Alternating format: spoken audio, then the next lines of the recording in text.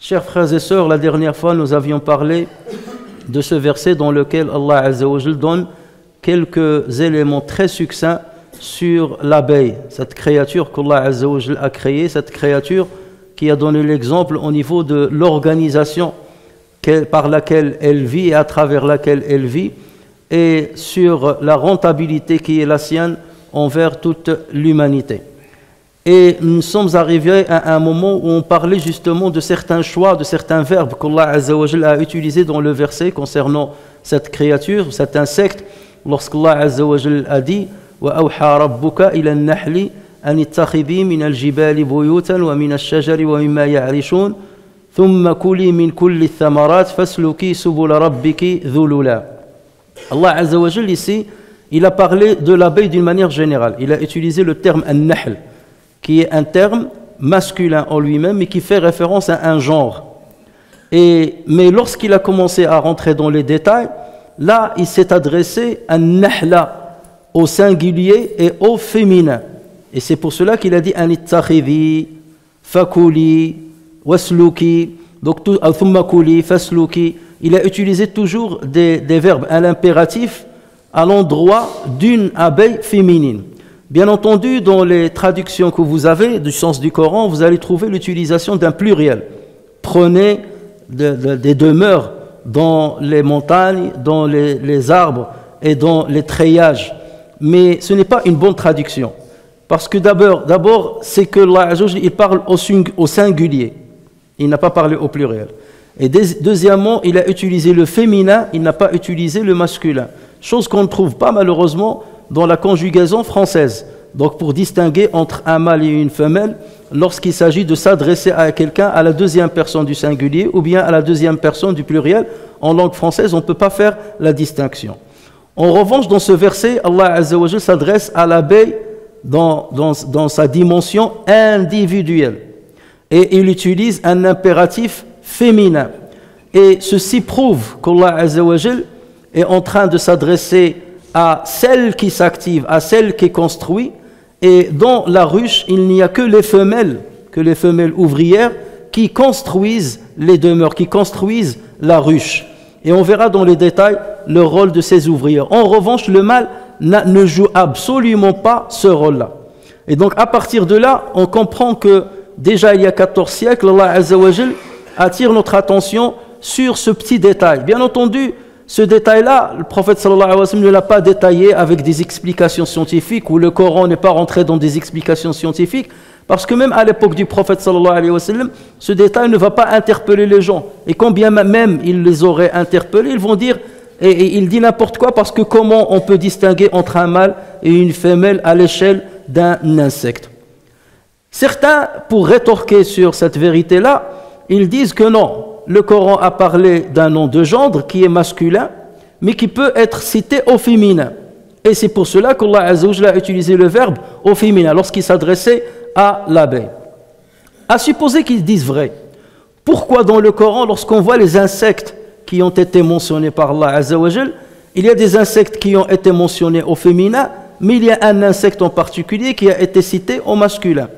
Lorsqu'Allah Azza wa Jalla parle de l'histoire de Salomon, de Sulayman alayhi salam, Allah Azza wa Jalla dit qalat namlatun ya ayyuhan namlu udkhulu masakinakum.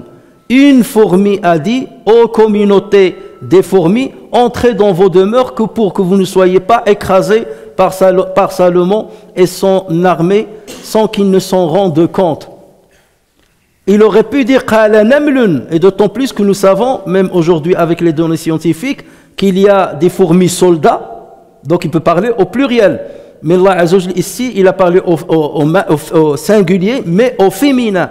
Parce qu'on sait pertinemment que ceux qui sont des soldats et qui protègent la fourmilière, ce sont uniquement les femelles, ce qu'on appelle les femelles soldats. Et le mâle ne joue absolument pas ce rôle. Donc Allah Azza wa Jal a voulu, d'une manière préméditée, citer ici la femelle au singulier. La même chose lorsqu'Allah Azza wa Jal parle de l'Ankabouth. وَإِنَّ أَوْهَنَ الْبُيُوتِ لَبَيْتُ الْعَنْكَبُوتِ لَوْ كَانُوا يَعْلَمُونَ مثل الذين اتخذوا من دون الله أندادا كمثل العنكبوت اتخذت بيتا. L'exemple de ceux qui ont pris d'autres divinités que Dieu, c'est l'exemple d'une Ankabout. Il a parlé au singulier féminin, qui a construit une demeure. Et nous savons par la science que la majorité des araignées qui fabriquent des toiles, ce sont les femelles. Peu de mâles fabriquent les toiles, et lorsqu'ils fabriquent des toiles, ce sont des toiles qui ne sont pas aussi sophistiquées que les toiles des femelles, et ils les tissent pour des besoins de prédation notamment, ou bien de copulation. Mais pour les femelles, leurs toiles sont beaucoup plus sophistiquées et beaucoup plus belles que ce que font les mâles. Donc là aussi, Allah Azza wa Jal donc désignait expressément et d'une manière préméditée les femelles. Et la science a justement confirmé cette vérité. Lorsqu'Allah Azza wa Jal a parlé du moustique, pareil, il a utilisé le féminin. Inna Allah la yastahi an yadriba mathalan ma ba'udatan fama fawqaha. Et nous savons pertinemment aujourd'hui que ce ne sont que les moustiques femelles qui piquent les hommes. Il n'y a que elles qui piquent les hommes et qui lui pompent du sang. Le mâle ne pique absolument pas les êtres humains. Donc ces citations-là avec le féminin ont été faites d'une manière préméditée. Et lorsqu'il a parlé de la mouche, là il a utilisé le masculin. Parce que si c'était une règle commune, il aurait utilisé aussi le féminin pour la mouche. Et Allah Azza wa Jal a dit Ya ayyuhan nasu duriba mathalun fastami'u lah. Aux gens, un exemple a été donné en parabole, alors écoutez-le bien. Inna alladhina tad'una min dunillahi la yakhluqu dhubaban walaw ijtama'u lah. Ceux que vous invoquez en dehors d'Allah Azza wa Jal ne pourront pas créer une mouche, et là il a cité au masculin, même si en français c'est au féminin le terme. La yakhluqu dhubaban walaw ijtama'u lah, même s'ils se réunissent pour le faire. Wa in yaslubhum adh-dhubabu shay'an la yastanqidhuhu minhu.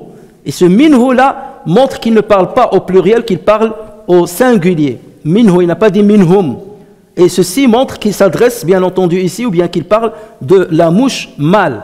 Donc si c'était une règle que de parler des insectes individuellement avec des termes de féminin, ça aura été le cas de la mouche. Or ce ne fut pas du tout le cas dans le Coran. Ce qui prouve que le choix de ce terme-là et le choix de cette conjugaison-là a été prémédité, et c'est pour qu'Allah Azza wa Jal attire l'attention sur ce qu'allait découvrir l'être humain beaucoup plus tard, des siècles après, avec l'avancée des moyens expérimentaux et des moyens d'observation. Donc, ceci représente justement une information miraculeuse de la part du Coran, parce qu'à son époque ou avant la révélation du Coran, personne ne savait qu'il y aurait une distinction entre un mâle et une femelle, ou la fonction d'un mâle et une femelle au sein de la ruche des abeilles. Et les savants continuent justement de découvrir certaines vérités qui en aucun cas ne contredisent les vérités et les informations données par le Coran. Chers frères et sœurs, nous revenons à ce verset coranique et au premier mot utilisé dans ce verset coranique. Et ton Seigneur révéla aux abeilles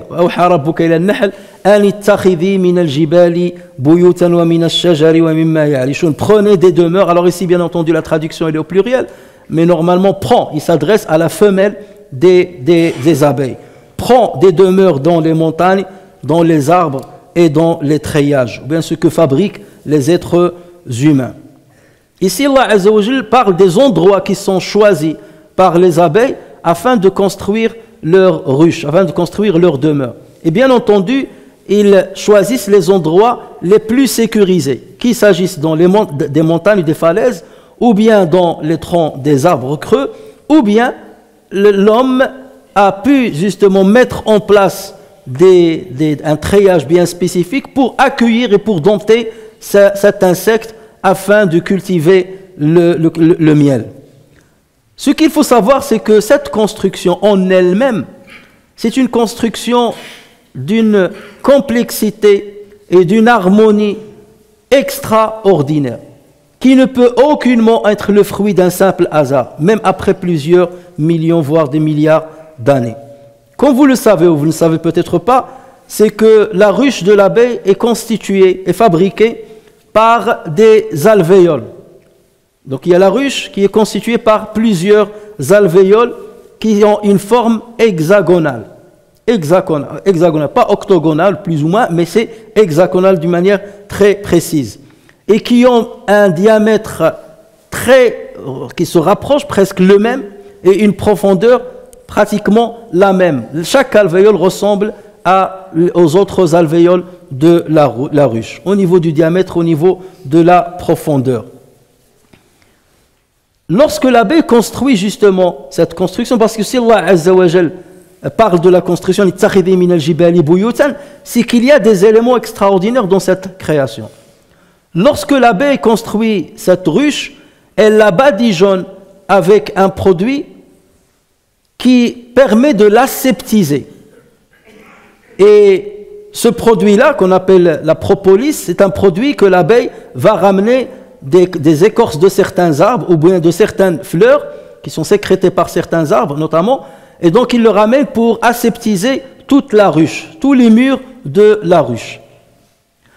Et on a remarqué que lorsque la ruche est attaquée par une abeille étrangère ou par un autre insecte, voire même par des souris, des petits animaux, l'animal intrus se fait attaquer par les abeilles, se fait tuer par les abeilles, et ensuite il se fait embaumer par la propolis, de sorte qu'il ne putréfie pas, parce que sa putréfaction va causer des drames à l'intérieur de la ruche. Et autrefois, les pharaons, enfin les Égyptiens de l'époque, ont découvert ou bien ont déterminé ce caractère exceptionnel, et ils ont utilisé la propolis pour justement les momies qu'ils voulaient préserver. Donc on a trouvé que les momies ont été protégées par l'utilisation, parce qu'on a embaumé le corps avec de la propolis. Et c'est un produit qu'on utilise maintenant en pharmacie, ou bien d'une manière tout à fait naturelle, et qui permet de prévenir plusieurs maladies, qui permet d'augmenter justement qui permet donc d'augmenter l'immunité du corps, et qui sert à énormément de maladies dont on parlera une autre fois. Mais lorsqu'il s'agit, on est toujours dans la construction, lorsqu'on se penche un petit peu sur ces alvéoles par lesquelles la ruche est composée, on voit que ces alvéoles vont être utilisés pour stocker soit le pollen, soit le miel que vont ramener les abeilles, soit pour que la reine puisse pondre dedans un œuf qui va se transformer en quelques jours, et on rentrera dans les détails tout à l'heure, qui va se transformer en une larve, puis qui va se transformer en une nymphe qu'on appelle la pupe, et avant de devenir un adulte. Et à chaque fois que la reine pond un œuf, donc les ouvrières vont venir pour mettre un opercule et fermer justement cette alvéole. La fermer pour qu'elle ne soit pas attaquée par des aléas externes. Donc vous voyez qu'il y a beaucoup de complexité. Et on peut se demander qui a enseigné à l'abeille d'agir ainsi, qui a enseigné à l'abeille que la propolis qu'elle va ramener va aseptiser l'intérieur de la ruche, qui lui a montré de fabriquer ces alvéoles avec une forme bien précise, hexagonale. Et justement cette forme-là, certains spécialistes se sont penchés dessus pour dire pourquoi l'abeille choisit une forme hexagonale au niveau de ses alvéoles. Après plusieurs études menées par des spécialistes, on a découvert que c'est la forme d'abord qui utilise le moins de matière, puisque l'abeille il utilise la cire pour fabriquer justement la ruche. Donc pour utiliser le minimum de cire, c'est la forme hexagonale qui convient le plus. Et pour donner le plus de solidité à la ruche, parce qu'il y a des millions d'abeilles dans la ruche, donc le poids il est très lourd, donc la ruche elle devient très lourde pour qu'elle tienne bien et qu'elle reste très solide. Donc c'est cette forme-là qui donne le plus de solidité et le plus de résistance à la ruche. Ils ont essayé toutes les autres formes. forme triangulaire, ou bien carré, ou bien forme A8, ou bien octogonale. Mais toutes les formes ne valent pas la résistance de la forme hexagonale. Et ils ont découvert en 2013 qu'au départ, la forme elle est circulaire. Donc c'est comme un disque au départ, c'est une forme circulaire. Mais la cire arrive à une certaine température et des pressions vont s'exercer entre une alvéole et une autre, de sorte que la forme hexagonale prenne forme. Et même au niveau du diamètre, on a remarqué que s'il s'agit du même diamètre, parce que justement, l'abeille utilise une partie de son corps pour calculer exactement le diamètre des alvéoles qu'elle va fabriquer. Et il utilise aussi son corps pour savoir exactement la profondeur de l'alvéole qu'elle va fabriquer. Tout ceci, bien entendu, certains vont dire tout ceci est programmé génétiquement. Jusque-là, ça va, on peut accepter. C'est programmé dans les gènes. Bien qu'au jour d'aujourd'hui, nous savons comment les gènes travaillent, nous savons comment l'ADN travaille, comment elle fabrique des protéines, mais jusqu'à maintenant, comment une protéine peut influencer un comportement indépendant forcément de la matière. On peut comprendre comment l'ADN peut fabriquer une protéine qui va donner par exemple une hormone, ou bien qui va permettre une certaine structure. Tu ressembles à ton père ou à ta mère ou à tes grands-parents parce que les cellules se sont agencées d'une manière bien déterminée pour avoir des cheveux de cette couleur, ou bien avoir la peau de cette couleur, ou la forme de cette forme. Mais tout ceci, c'est physique, c'est de la matière. Mais lorsqu'il s'agit d'un comportement, comment une hormone ou une protéine va agir sur un comportement. Voler ici, ne pas voler là, savoir une direction, comment la protéine va agir à ce niveau-là. On parle justement de plus en plus de l'épigénétique. Ça veut dire quelque chose qui est au-delà, qu'à l'extérieur du génome qui se trouve dans les cellules. Mais on n'a pas encore dévoilé le mystère de tout ceci.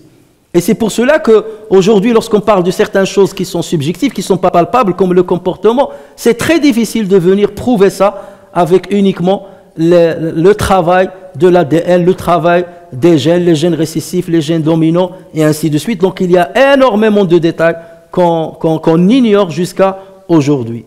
Mais bien entendu, nous, en tant que croyants, nous savons que tout ce programme-là, même s'il se trouve dans les gènes, mais qu'il a mis en route, qui a établi ce programme, qui l'a organisé au départ, est-ce que c'est le simple fruit du hasard?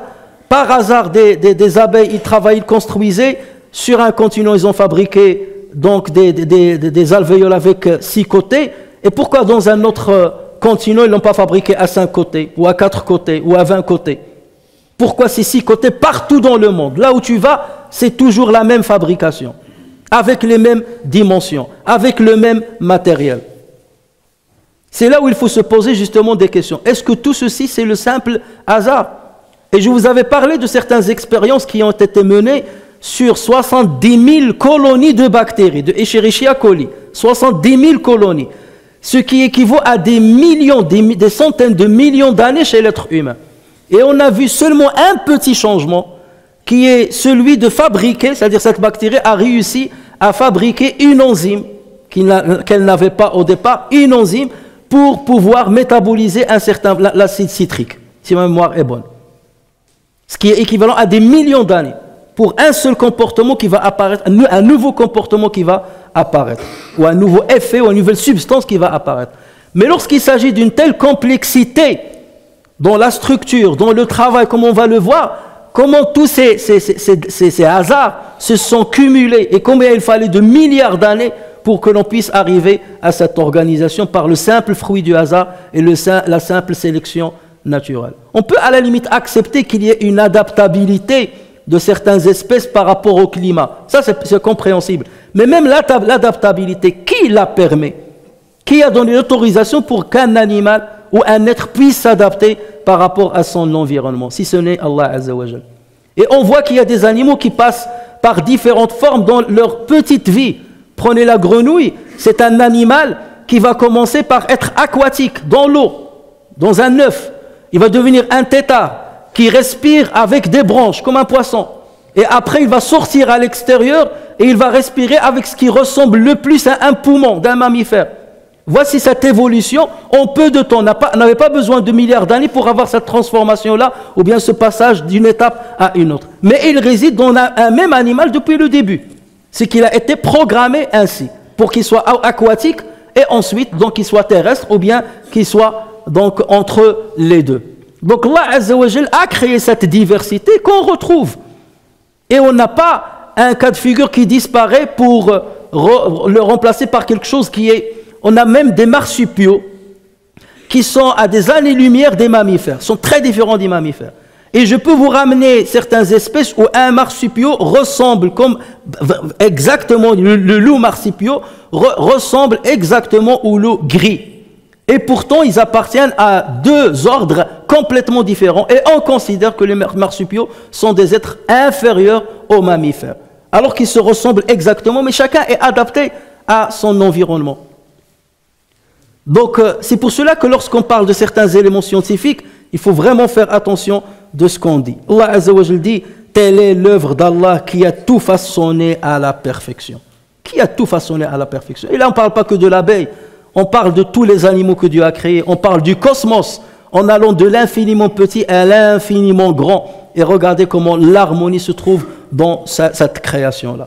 Et tout ceci n'est que le fruit d'un simple hasard et de la sélection naturelle. Chers frères et sœurs, dans la ruche des abeilles, lorsque la reine, et on va en parler, lorsque la reine pond des œufs à l'intérieur des alvéoles, l'œuf reste pendant 3 jours et se transforme ensuite en une larve. Ensuite, il se transforme en une nymphe, la pupe, comme on en a parlé. Et cette opération va durer 6 jours. Et ensuite, il se transforme en une abeille mature. Et ceci va durer entre 7 et 14 jours. 7 jours pour ce qui va devenir des femelles ouvrières et jusqu'à 14 jours pour ceux qui vont devenir des mâles. Donc il y a une différence à ce niveau-là, une différence de maturité à ce niveau-là. Les mâles ont besoin de plus de temps pour arriver à maturité. Autrement dit, cette période-là, la transformation de l'œuf jusqu'à la sortie d'une abeille adulte va durer entre 16 et 25 jours. Entre 16 et 25 jours. Et de là, on comprend qu'il y a 3 catégories dans la ruche, 3 catégories d'habitants de la ruche. Il y a ce qu'on appelle la reine, ou bien l'abeille mère, qui a déjà une morphologie un peu plus imposante que les autres abeilles. Les autres abeilles, la majorité des abeilles, ils ont 1,5 cm, 1,5 cm, alors que la reine, elle a 2 cm et quelques millimètres, 23 mm, quelque chose comme ça. Donc, elle est un peu plus imposante, donc on peut la distinguer à l'œil nu. Et la reine ne joue aucun rôle si ce n'est de pondre, et ce n'est pas un rôle simple, si ce n'est de pondre pendant toute sa vie. Et elle ne sort de sa ruche qu'une seule fois. Lorsqu'elle devient mature, donc lorsqu'elle naît et elle devient nature, il sort une seule fois, il se fait copuler par quelques mâles, et ensuite il revient à la ruche, et il reste entre 4 et 5 ans à l'intérieur de la ruche, et elle ne fait que pondre. Et elle peut pondre jusqu'à 2000 œufs par jour. 2000 œufs par jour. On a calculé le nombre d'œufs qu'elle pond pendant une année, ça arrive jusqu'à 400 000 œufs. Autrement dit, 400 000 œufs, lorsqu'on va calculer 5 ans de sa vie, ça veut dire qu'elle peut donner naissance à 2 millions d'abeilles. Une seule femelle qui donne naissance à 2 millions d'abeilles sans se faire copuler une deuxième fois, suite à une seule sortie nuptiale et à une seule copulation, comme on va en parler. Ensuite, on trouve ce qu'on appelle les abeilles ouvrières. Et ces appellations, bien entendu, ce sont les chercheurs qui les ont données de par ce qu'ils ont découvert comme travail chez ces abeilles-là. Et l'abeille ouvrière, elle a une durée de vie entre 4 et 9 semaines, si elle vit pendant l'été ou bien pendant le printemps. Et il a une durée de vie un peu plus longue, de 20 mois, si c'est pendant la saison de l'hiver. Pourquoi? Parce qu'elle ressemble à une batterie. Lorsqu'elle travaille beaucoup, notamment pendant le printemps et l'été, donc il va vivre moins longtemps. Et lorsqu'elle ne travaille pas beaucoup pendant l'hiver, parce qu'il y a un hivernage, donc dans ce cas, il va vivre plus longtemps. C'est comme si Allah Azza wa Jal lui a donné une force, et cette force-là va s'épuiser au fur et à mesure de son travail. Une fois elle épuise sa force, elle meurt. Donc plus elle travaille, plus vite elle va mourir. Et l'abeille ouvrière va passer par 6 stades d'œuvre, ou bien de travail, ou bien de spécialisation pendant sa courte vie. La première spécialisation, c'est qu'elle est une nourricière, une nourrice. Son rôle, c'est seulement de donner à manger aux petites nymphes qui sont dans les alvéoles. Ou bien de donner à manger à la reine, ou bien de donner à manger aux ouvrières qui sont très âgées, qui ne peuvent plus travailler par elles-mêmes. Donc, elle les aide jusqu'à la fin de leur vie. Et ce rôle-là, elle va le jouer de 3 jours à 9 jours, c'est-à-dire lorsqu'elle a un âge de 3 jusqu'à 9 jours. Ensuite, elle va passer à un autre stade, à une autre spécialité. Elle va devenir magasinière. Ça veut dire qu'elle va accueillir ses congénères qui vont venir de l'extérieur et elle va prendre d'eux tout ce qu'ils vont ramener. Ils vont ramener du nectar et par ce qu'on appelle la tropolaxie, donc ils vont lui donner le nectar, donc elle va le prendre et l'emmagasiner à l'intérieur des alvéoles. Ou bien ils vont lui ramener le pollen, ou bien ils vont lui ramener la propolis et donc il va les stocker à l'intérieur des alvéoles. C'est pour ça qu'on l'appelle la magasinière. Et ceci, elle va le faire lorsqu'elle a 9 jours jusqu'à ce qu'elle ait 12 jours. Ensuite, elle passe au 3e stade où il devient une cirière. Autrement dit, il va utiliser la cire parce que les glandes qui vont fabriquer la cire vont arriver à maturité à l'âge de 12 jours. Et à partir de là, il va jouer ce rôle qui est celui de construire justement la ruche, de construire les alvéoles de la ruche. Et il va continuer à le faire jusqu'à ce qu'elle atteigne l'âge de 18 jours. Ensuite, elle passe à un 4e stade et on l'appelle la ventileuse. Parce qu'elle va battre de ses ailes, elle va ventiler avec ses congénères bien entendu, elle va ventiler toute la ruche pour réguler la température de la ruche. Et selon comment elle va utiliser ses ailes, soit elle va monter la température de la ruche, soit elle va baisser la température de la ruche. Et avec cette opération-là, elle arrive à assécher le nectar qu'elle a mélangé déjà auparavant avec certaines enzymes, et il passe, et on parlera de ça, donc ce nectar-là va se transformer en miel, et on ne parle de miel que lorsqu'on arrive à une certaine humidité bien précise, à peu près 18% d'eau, alors qu'au départ, le nectar, il est à 50%, voire plus d'eau. Ensuite, elle va passer à un autre rôle, elle va devenir gardienne, et là, c'est lorsqu'elle aura entre 15 et 25 jours, elle va garder la ruche contre tout intrus étranger. Lorsqu'il s'agit de ses congénères, il les laisse rentrer, donc à travers les phéromones, il peut identifier les abeilles qui rentrent, donc elle les laisse rentrer. Mais lorsqu'il s'agit d'un intrus étranger, donc soit elle le chasse, soit elle le tue, soit elle lance une alarme, et selon la gravité de l'attaque, donc l'alarme va être plus ou moins importante pour solliciter ses sœurs afin de venir l'aider pour attaquer justement l'intrus. Donc même l'attaque va être proportionnelle au danger potentiel. Tous ces détails-là, chers frères et sœurs, tout ça c'est pour vous dire quoi? C'est pour vous dire le hasard qui a tout fait. C'est enfantin que de dire aux gens, c'est prendre les gens pour des débiles en leur disant c'est le hasard et des millions d'années ont fait toute cette complexité-là. Et j'ai parlé la semaine dernière d'une expérience qui a été menée sur Escherichia coli. Donc comme je vous ai dit, il y a eu sur 70 000 colonies, c'est-à-dire 70 000 générations d'Escherichia coli qui correspondent à des centaines de millions d'années chez l'être humain, chez des animaux de classe ou bien d'ordre supérieur. On n'a eu qu'une seule mutation qui était positive et qui a permis de fabriquer une enzyme. Alors donc là, une seule amélioration sur 70 000 générations. Alors qu'en est-il de dire il s'agissait d'un animal, un animal qui est apparu il y a des millions d'années, qui était archaïque, qui ne savait rien faire et tout, et après, avec la sélection naturelle et avec le hasard a commencé à se cumuler, hasard derrière hasard, jusqu'à arriver justement à cette complexité dans cette société. Et ce qui est vrai pour tel animal est vrai pour l'autre, pour le cosmos, pour le soleil, pour la lune, pour les astres. Comment on peut gober, comment on peut accepter justement ces prétentions? Et ensuite, donc là, elle devient butineuse, et ça, c'est lorsqu'elle dépasse 22 jours. Donc là, elle sort à l'extérieur, elle établit une carte morale au niveau de son cerveau pour savoir où se trouve la ruche, et là elle peut s'éloigner plusieurs kilomètres de la ruche et ramener ce qu'il faut pour la ruche et retrouver la ruche exactement là où il faut. Et on donnera d'autres détails beaucoup plus complexes concernant ce qu'elle va faire une fois elle rentre à la ruche. Et tout ceci donc avant de mourir. La troisième catégorie d'abeilles qui existe dans la ruche, c'est les faux bourdons. Les faux bourdons, ce sont les mâles. Et les mâles déjà sont obtenus d'une manière un peu bizarre, parce qu'ils viennent d'un œuf, mais un œuf non fécondé. Un œuf non fécondé. Donc c'est comme si le faux bourdon, il a une mère, mais il n'a pas de père. C'est comme l'œuf d'une poule qui n'a pas été fécondée. Et l'œuf d'une poule qui n'a pas été fécondée, il ne donne pas de poussin. Il faut qu'il soit fécondé pour qu'elle donne de poussin. Donc lui, justement, il émane d'un œuf qui n'est pas fécondé. C'est pour ça qu'il a une particularité qui la différencie de ses sœurs.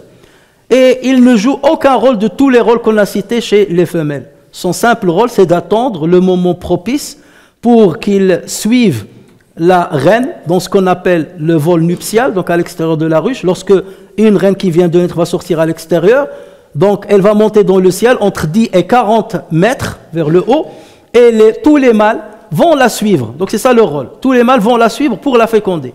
Ce n'est que les mâles les plus forts, qui ont justement un appareil musculaire très fort, qui sont en bonne santé, qui vont arriver à monter vers le haut. Et ce ne sont que quelques mâles qui vont réussir à la féconder, entre 5 et 19 mâles. Et la fécondation, elle dure 5 secondes seulement par mâle. Et ensuite, dès qu'il la féconde, il tombe, il meurt. Et tous les mâles vont mourir après ce vol nuptial. Donc voici le rôle que va jouer le mâle. Et c'est pour ça que même les mâles, ils sont expulsés par les femelles à certains moments. Lorsqu'il y a une disette dans la ruche, les femelles, ils disent au mâle, allez, oust, vous ne pouvez pas rester ici, vous ne servez à rien, oust à l'extérieur. Tout ceci est programmé, chers frères et sœurs. Et ton Seigneur révéla aux abeilles. Ces détails-là ont été déjà déterminés avant même la création de l'abeille. Allah Azza wa Jalla les a instaurés dans cette abeille pour que ça devienne un instinct. Après que nous puissions découvrir le mécanisme de ce qui va gérer ça, on peut, allez-y. Mais de là à dire comment ça a été provoqué, comment ça a été programmé et comment ça a été mis en œuvre, c'est là où bien entendu, nous en tant que croyants bien entendu, on va dire c'est Allah Azza wa Jalla, et d'autres vont dire c'est un hasard. Et voilà pourquoi nous on mécroit au hasard et on croit en Dieu. Et d'autres croient au hasard et ils mécroient en Dieu.